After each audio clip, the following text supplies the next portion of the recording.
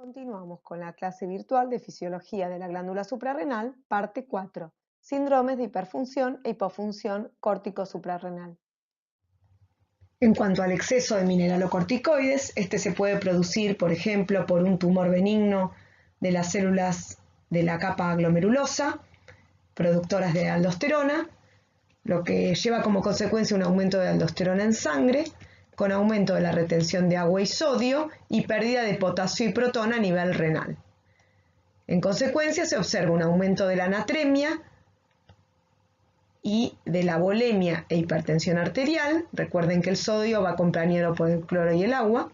Una disminución de la calemia, una hipocalemia, que como es el principal ion intracelular va a producir debilidad muscular, y una pérdida de protones que acompañan al potasio, produciendo una alcalosis metabólica. ¿Qué sucede cuando no hay aldosterona? En este caso, no se van a producir sus efectos ante un estímulo.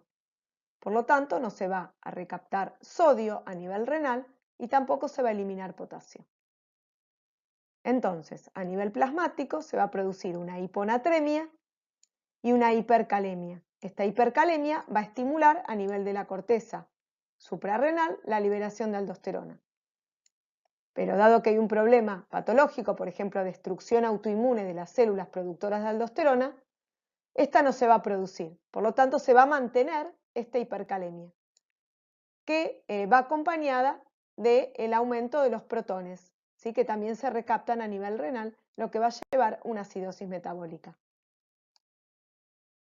En las siguientes diapositivas vamos a ver síndromes de hiperfunción e hipofunción córtico-suprarrenal que afectan fundamentalmente el eje de los glucocorticoides. Dentro de las alteraciones patológicas de la corteza suprarrenal, podemos hablar del hipercortisolismo o síndrome de Cushing. En el hipercortisolismo, si la causa es primaria, es decir, la causa es adrenal, por ejemplo, un tumor hipersecresor de cortisol, el cortisol va a actuar a nivel de la hipófisis, disminuyendo la secreción de ACTH. En el caso que la causa sea hipofisaria, el tumor se va a encontrar en la hipófisis. En este caso va a ser un tumor productor de ACTH, la cual va a estar elevada y el cortisol también elevado, que no va a poder producir feedback negativo porque las células de la hipófisis, las corticotropas, son anómalas. En este caso se denomina enfermedad de Cushing porque es la que describió originalmente Cushing en una paciente que estaba internada en un hospital psiquiátrico por síntomas asociados a psicosis. Y en realidad esta paciente lo que tenía era un hipercortisolismo y una alteración del sistema nervioso central por ello. También puede haber adenomas ectópicos, o sea, tumores de otra localización que produzcan ACTH y en este caso van a estar elevados tanto el ACTH como el cortisol. Y lo más común es observar el síndrome de Cushing por una administración exógena de glucocorticoides para el tratamiento, por ejemplo, de enfermedades autoinmunes. En este caso, se van a dar grandes cantidades de glucocorticoides sintéticos en forma crónica, lo que va a producir un feedback negativo sobre ACTH, la que se va a encontrar baja. En esta diapositiva vamos a analizar qué sucede en el hipercortisolismo, cuáles son los signos que presenta un paciente con hipercortisolismo. El más común es el observado por el tratamiento exógeno con glucocorticoides. Por las acciones metabólicas de los glucocorticoides se va a observar hiperglucemia y resistencia periférica a la insulina. A nivel lipídico, en la grasa visceral va a haber una obesidad central asociada a un abdomen prominente, cara de luna llena y grasa supraclavicular. A nivel dorsal se va a observar lo que se llama la jiba dorsal o jiba de búfalo. A nivel de los miembros se va a ver por la lipólisis extremidades delgadas y a nivel de las proteínas vamos a encontrar debilidad muscular, disminución de la densidad mineral ósea y afinamiento de la piel y disminución del colágeno a nivel del tejido conectivo. Por lo tanto, va a haber estrías púrpuras y rubor facial y dificultad en la cicatrización. Por las acciones renales y cardiovasculares se va a observar hipertensión arterial. Por las acciones sobre el sistema inmune, dado que disminuye la respuesta inmunológica, va a haber facilidad de infecciones. Por las acciones en los componentes de la sangre, se va a observar poliglobulia, ¿sí? Con aumento de los glóbulos rojos, neutrofilia, ¿sí? Aumentan los neutrófilos circulantes con disminución de su acción en el sitio de la inflamación, y disminución de los linfocitos, basófilos y eosinófilos en circulación. A nivel de los efectos endógenos, se va a ver una inhibición del eje gonadal, en lo que los pacientes pueden presentar amenorrea, es decir, falta de menstruaciones, por más de 3 meses. Y en el caso que la causa sea hipofisaria hipersecretora de ACTH, esto va a estar acompañado de aumento de los andrógenos suprarrenales. Por lo tanto, se va a asociar a la presencia de acné, hirsutismo, es decir, la presencia de vello con distribución masculina, y caída de cabello. En esta foto de la derecha vemos un niño con hipercortisolismo.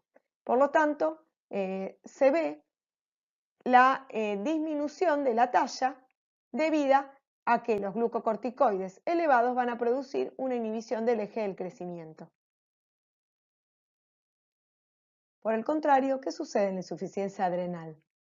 Es decir, cuando las demandas de hormonas suprarrenales se encuentran aumentadas en el organismo y la glándula está dañada y no las puede producir.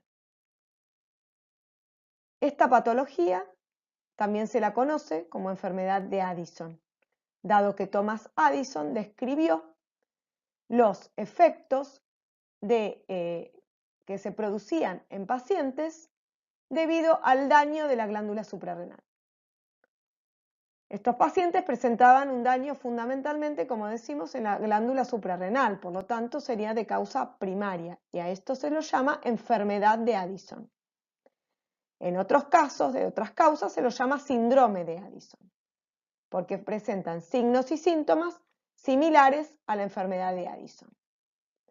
En el caso que la causa sea primaria, se observa un déficit de mineralo como de glucocorticoides, dado que hay un daño de la corteza por agentes que pueden ser infecciosos o por causa autoinmune que van a producir una afección de diferentes capas de la corteza.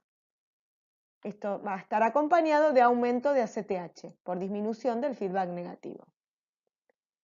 En el caso que la causa sea secundaria, va a haber un déficit absoluto de los glucocorticoides por disminución de ACTH. Esto se puede producir, por ejemplo, por una cirugía hipofisaria.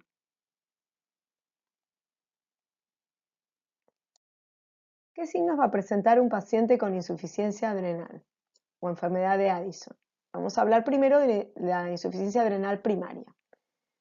Como el agente causante no va a distinguir la capa de la corteza, como habíamos dicho previamente, va a haber disminución de las 3 hormonas, cortisol, aldosterona y andrógenos.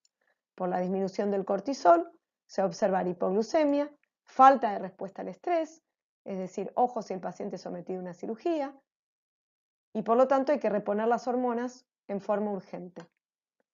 Se va a observar anemia por la acción de los glucocorticoides sobre los glóbulos rojos. Además se va a observar disminución del peso corporal y astenia. Por la disminución de la aldosterona se va a observar hipotensión arterial, con disminución de la natremia y aumento de la calemia.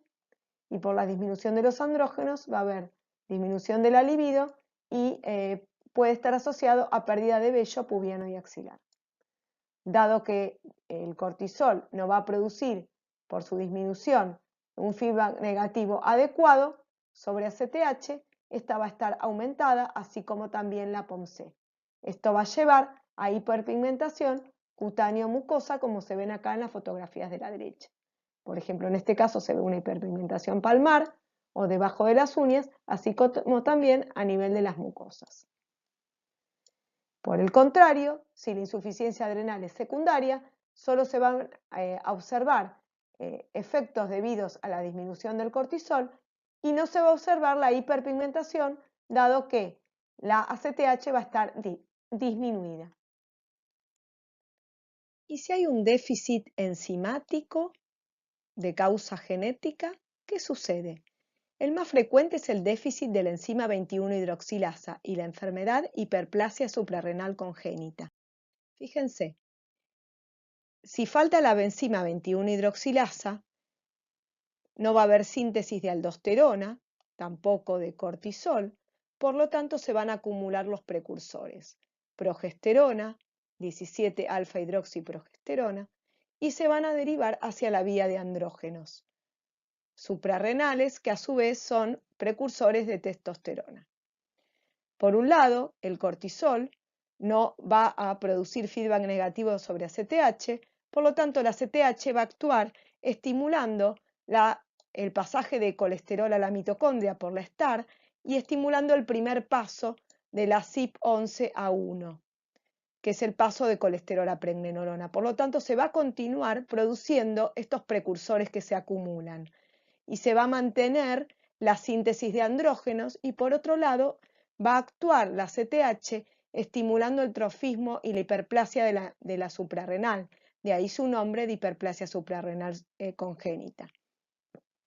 Esto hay que detectarlo genéticamente al nacimiento, se realiza en la pesquisa neonatal con la prueba del talón o también prueba de Fay, donde se estudian diferentes enfermedades genéticas como ser el hipotiroidismo congénito, esta enfermedad, la hiperplasia suprarrenal congénita, la fenilcetonuria, la galactosemia, todas enfermedades que pueden tener tratamiento inmediato.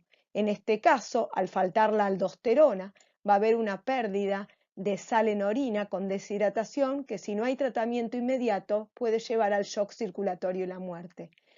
Por el aumento de los andrógenos, en el caso de los fetos femeninos, va a haber virilización con genitales ambiguos.